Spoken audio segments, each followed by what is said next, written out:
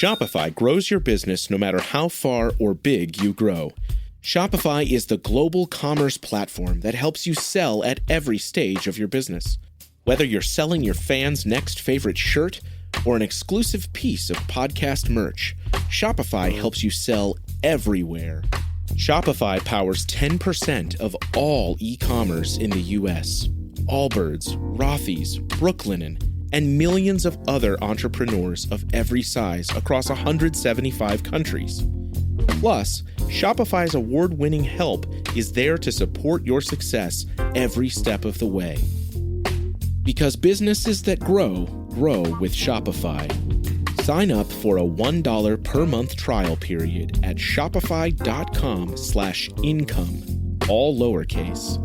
Go to shopify.com/income now to grow your business, no matter what stage you're in.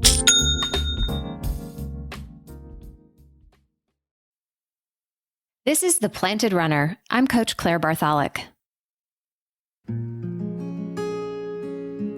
On November 5th, the United States will turn the clocks back to standard time. For runners, that means your morning runs will be a little lighter, while after work runners will plunge into darkness.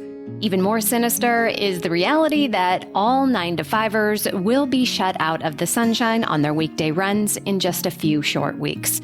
And let's be real here, motivating yourself and even dressing yourself for cold, dark running is about to be a real challenge. As darkness looms and temperatures drop, your cozy comforter snuggles you a little tighter in the morning, and the warm couch starts looking a little more inviting after a full day of work. If you want to maintain or even improve your running fitness all year round, you're either going to have to make friends with the treadmill, or you're going to have to find a way to make peace with the cold and the dark. I'll show you how.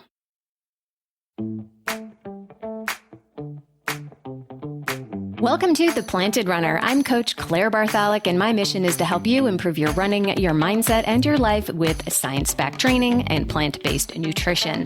On today's show, we are going to explore how you can get ready for fall and winter running. You'll learn tips to stay motivated and run safely in the dark, exactly how to dress in any kind of weather for any kind of run, and I'll share my personal experience with a condition that many runners face this time of year, especially women. Even if you're like me, a die-hard summer lover, you'll be completely prepared for any condition Mother Nature can throw at you. After listening to this, if you need more help running your best or want to know the basics of plant-based nutrition, you can order my book, The Planted Runner, Running Your Best with Plant-Based Nutrition, wherever you get books, or request a copy from your local library. Or you can enter to win a copy for free just by writing an Apple Podcasts review. I choose a new winner every month. Don't forget to stay tuned all the way to the end of the episode for another Mental Strength Minute. Fortify your mind in 60 seconds or less. Unless you plan to hibernate all winter and let your hard-earned fitness go, now is the time to get ready for cold weather running. So what's the best way to make peace with the cold and dark and maybe, just maybe, learn to enjoy it? My first tip is to get yourself lit. And I mean that in the most wholesome way possible, of course. You want to be able to see, number one, and be seen, number two. Many runners rely on a headlamp to light their way in the dark, and that can work just fine for some people, but I personally hate them. Maybe it's because I have an unusually large head or an incredibly slippery forehead, but I've never found a way to wear a headlamp comfortably where it's tight enough to stay on, but doesn't squeeze my head for dear life. Sure, balancing one on a brimmed hat can help, but still, I've never liked that setup. The other problem with most headlamps is that they cast a very focused light, so you can see directly in front of you, but you have virtually no peripheral vision. A much better solution is a chest lamp. Most models are designed to buckle around your waist with a strap diagonally across one shoulder with a very bright white LED light on your chest and a red light on your back so that you can be seen from behind. They are rechargeable with a USB port, and they're so lightweight that you'll barely even notice it. No more skull squeezing, head trauma, just a wide spotlight that lights your path like your car's headlights. The red light on your back is also an important feature. You want cars to see you, so the brighter you are from all directions, the better. You can get lights on your shoes, on your knuckles, or completely wrap yourself in rainbow LEDs so that you look like you're going to a psychedelic rave party. And being seen by cars is the goal.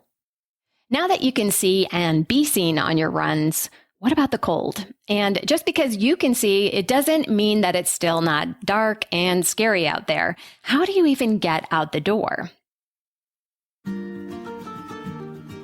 The absolute best solution is to find a running buddy or a running group. You are most likely not alone in the fact that you don't want to run alone in the dark. Your town probably has runners just like you, so seek them out. There are running groups based out of running shops, posted on Facebook and other social media, so with a little digging, you're likely to find something at least once a week. You might not be able to run every run you want with a group, but knowing you will be meeting up with somebody soon can help keep you motivated today. To brave the cold, there is gear out there for every type of weather, and I'll go over exactly what you need a little bit later. Let's get back to our run. The next thing to remember is that the first mile is a liar. So when you step out the door, you should be cold, because if you're not, you're probably overdressed and you'll regret that extra layer of fleece.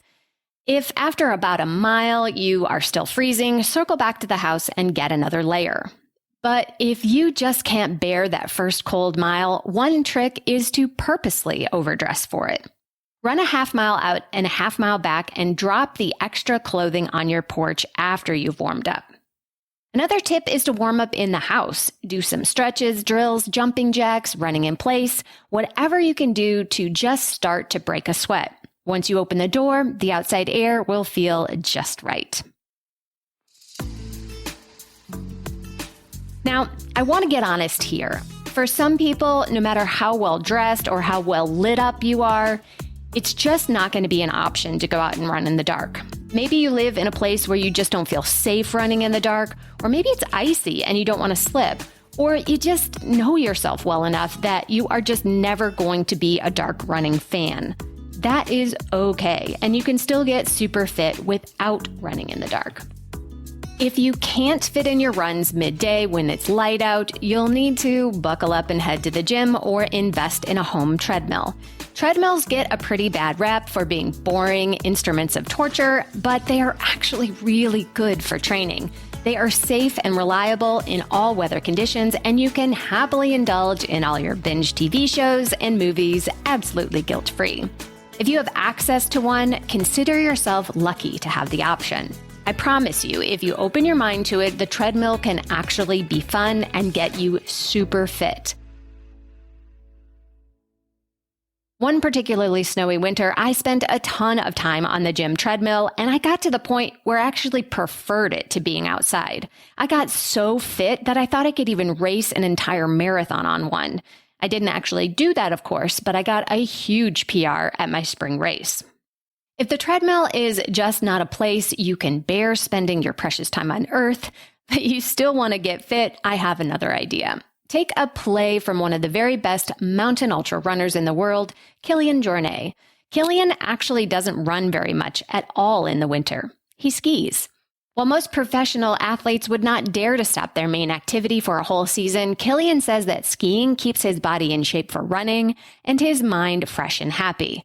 Of course, switching sports isn't going to change the amount of light we have in the day, but it can solve the issue of exercising in snowy and icy conditions. Now we just need to figure out what to wear, because that can make the difference between a miserable winter run and a great one. I'll go over that right after this.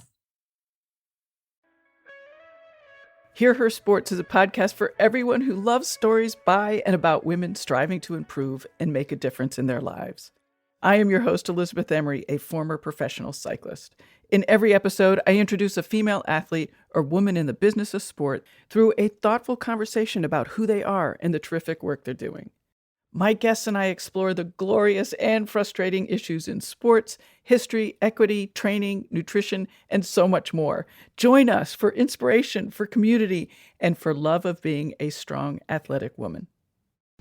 There is no hood like parenthood. When you meet a fellow parent, you just kind of get each other on a whole nother level. Hi, I'm Kanika Chadda Gupta. I'm a former CNN journalist, mom of 3, including twins, and host of That's Total Mom Sense, the podcast. I interview change makers on their life lessons, legacy, and superpower of intuition, aka their mom sense and dad sense. I've had some pretty amazing parents on my show. Hey, what's up? I'm Kelly Rowland. Hi, this is Chelsea Clinton. It's me, Bobby Brown. Can't wait to share my story. Episodes release every Thursday. Subscribe wherever you listen to podcasts and on YouTube. Join my tribe at thatstotalmomsense.com and follow me on Instagram at Kanika Chadda Gupta. I'm thrilled to be on this journey with you.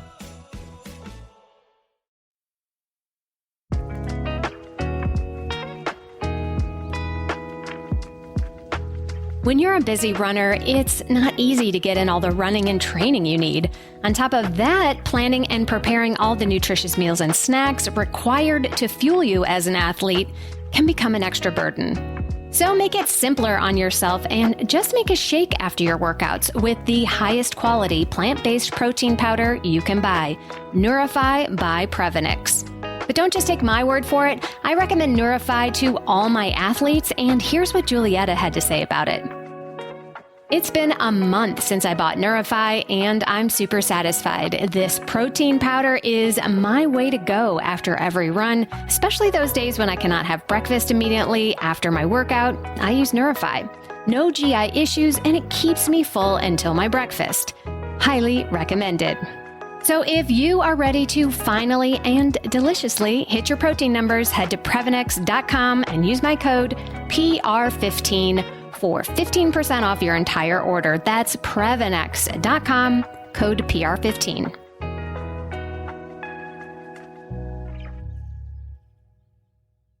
Welcome back to The Planted Runner. I'm Coach Claire Bartholic. Colder fall and winter temperatures can be a welcome relief if you've suffered through hot and sweaty runs this summer. But if you don't have a plan for exactly what to wear before you head out the door for a chilly run, your indecision could eat up your running time or even let you convince yourself to skip the run and hop back into bed. To solve this, have a clear guide ready for you, displayed in a spot where you'll see it where you get dressed.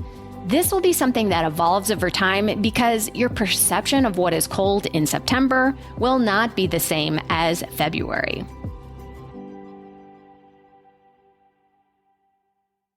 My winter running layering guide is taped right next to my thermostat near my closet. I check the outdoor temps and then look at what layers I'm supposed to wear for the corresponding temperature.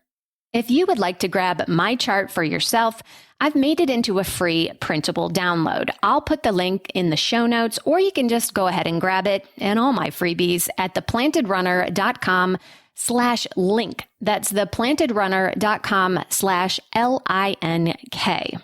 Of course, my guide will only be a starting point.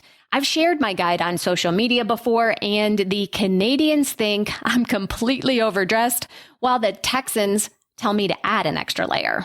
Make the guide perfectly tailored to you with notes and adjustments after your runs about what worked and what didn't. Because I promise you, you will doubt yourself, and it's helpful to have these little reminders. Now, a lot of people don't bother with a plan, and they just use the rule of thumb, dress like it's 15 to 20 degrees warmer than it really is. That might be helpful for some runners, but I don't find that particularly useful. I try to imagine going for a walk in 65-degree weather, that's about 18 centigrade, and what I'd be wearing would be jeans, long sleeves, and maybe even a vest. But if I'm running in 45 degrees or 7 degrees Celsius, I would roast in that. For me, I'm really cold when I'm not moving very much, and I'm really warm when I'm running. So this rule of thumb just doesn't work for me. So let's get more detailed with some set points that actually matter. The first place is to start by finding your glove point, or when you would put gloves on. I get very cold hands, even in mild weather, so for me that's 58 degrees. That's about 14 Celsius. Even if I'm wearing shorts and a tank top, I've got gloves on too. If I miscalculate and my hands do warm up too much, I can just tuck them in a pocket or even my sports bra for the rest of the run. I suspect the reason my hands get so cold in relatively mild weather is that it's likely I have a condition called Raynaud's disease.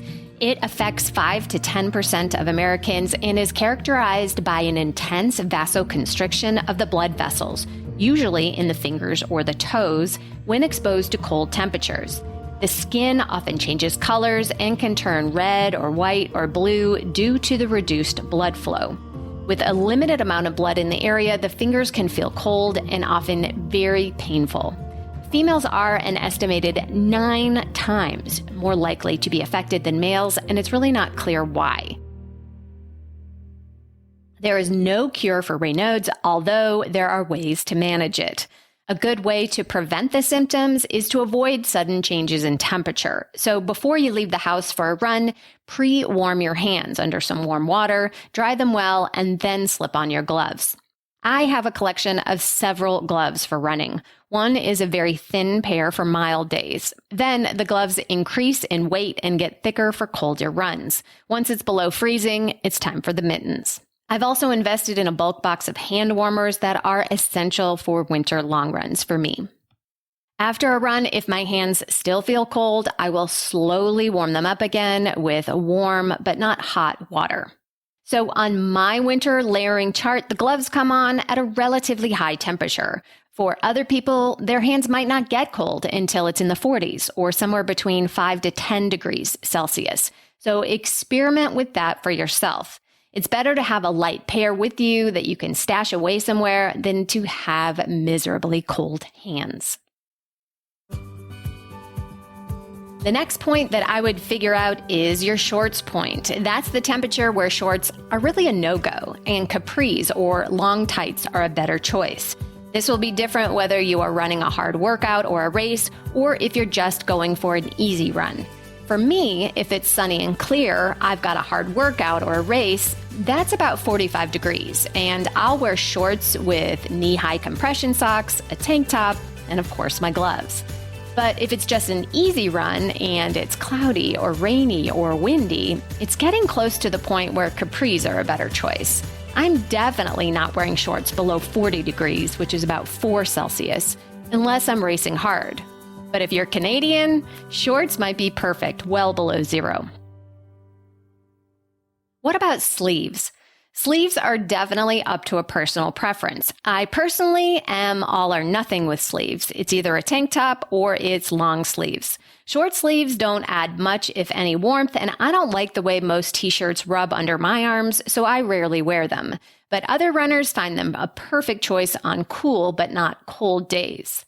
A nice convertible option is separate arm sleeves. You wear a tank or short sleeve shirt and have the arm sleeves on. When you get too hot, you simply push them down to your wrists. If the wind picks up again, you can pull them back up.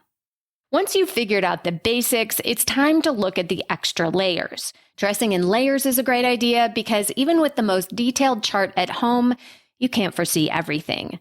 Runners have vests, jackets, waterproof layers, hats, headbands, mittens, gloves. All of these can be important additions to your running gear. My absolute favorite piece of cold weather gear is my running vest. It keeps my torso warm without overheating my arms. Sometimes when I overdress and get too hot, I can even take off my base layer long sleeves, tie that around my waist, and then put the vest back on solo, and that keeps the most crucial parts of me nice and warm. Of course, wet and windy conditions will amplify the cold, so making notes on your chart about how you feel in those conditions is a great idea. It can be a challenge finding the right waterproof gear for runners because inevitably you will get very warm underneath. I have found that especially racing in the rain, it's best to just go ahead and accept that you will get wet, but take precautions to be sure that you're warm without overheating. This could mean an extra layer over your base layer, or it could be a waterproof vest instead of a full jacket, of course, depending on the temperatures. It takes a little trial and error to figure out what works for you and what doesn't, but making notes can be very helpful because I promise you will forget what you wore last year at what temp and in what conditions. Again, if you want to get my free winter layering guide as a starting point for your winter running, check out the show notes or get it now at theplantedrunner.com/link. Dressing for chilly weather can be a bit more complicated than summer running, where it's just hot all the time and you really have no decisions to make when it comes to clothing. But having the right gear can keep you running, no matter what the weather, and keep you warm the entire time. Well, except for that first mile.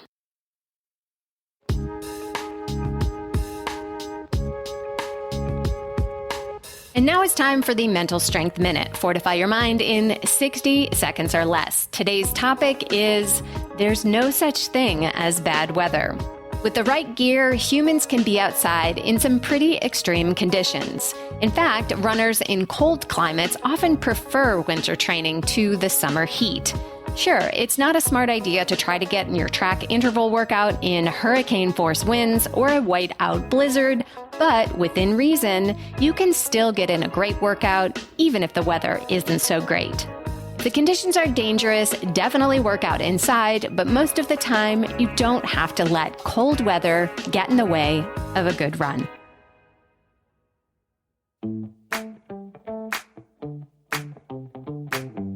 Thank you for listening to The Planted Runner, part of the Evergreen Podcasts Network.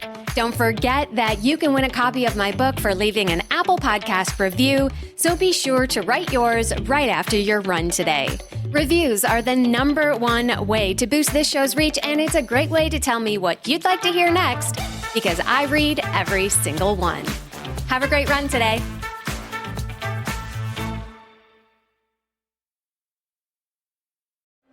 Sports stars. They're like superheroes. But they're actually real. Which is why we've made a podcast about them. You see, They've all got a story. but too many of these stories were cut short. Kobe Bryant, Payne Stewart, Flojo, Phil Hughes. Justin Fashanu, We're writing episodes about all of them. and sadly many more. Death of a Sports Star, a new series from Crowd Network.